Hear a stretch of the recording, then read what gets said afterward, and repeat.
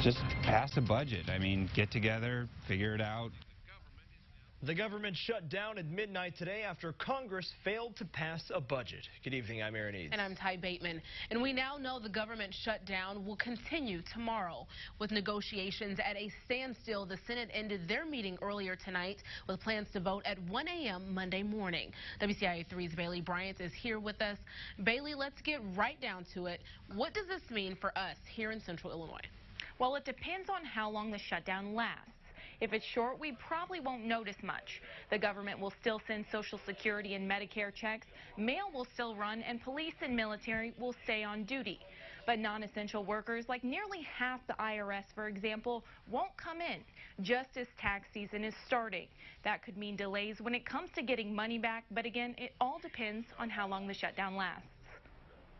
Jacob Ferrier is frustrated. Get a budget just like anyone else, like any small business or any businessman. He's worried the government shutdown will hurt people like him. I work for a small business. There's a lot of regulations we need paperwork on. That's just going to shut down. That's going to hurt us. Because of the shutdown, non-essential government employees won't work until Congress passes a budget. And the ones who do work won't get paid until that happens. So here's how it could affect you. If you're buying a home, you could face delays in closing.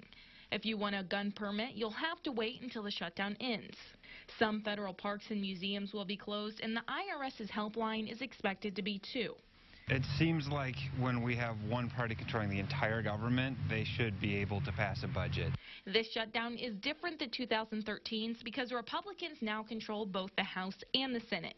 But Republicans are blaming Democrats. President Donald Trump tweeting Saturday morning saying, "This is the one-year anniversary of my presidency, and the Democrats wanted to give me a nice present. Hashtag Democrat shutdown." But of course, Democrats disagree. Negotiating with this White House is like negotiating with Jell-O. It's next to impossible. Meanwhile, Republicans and Democrats here in Central Illinois agree both parties are responsible. The Republicans are not free from blame either.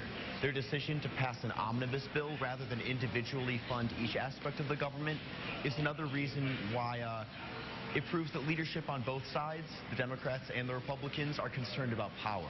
Country needs to operate. We may not all agree on everything that's in it, but you need to just pass a budget for good or bad. Now, most agencies can get by for a few weeks without needing federal dollars. But again, the longer this goes on, the more we'll feel its effects. Live in the newsroom, Bailey Bryant, WCIA 3, your local news leader. All right, Bailey, hopefully it doesn't last that long. Thank you for that. There have been 18 shutdowns since 1976. The most recent happened in 2013 and lasted for 17 days. At that time, the House was led by Republicans, Senate was led by the Democrats.